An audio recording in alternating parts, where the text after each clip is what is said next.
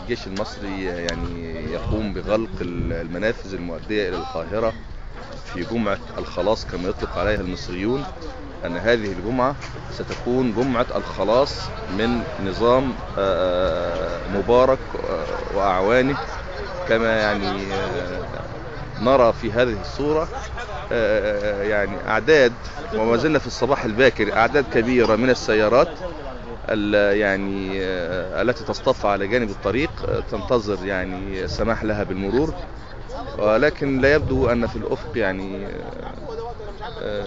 ما ينذر أنهم يعني سيسمحون لهذه السيارات بالمرور. يا محمد يا كريم،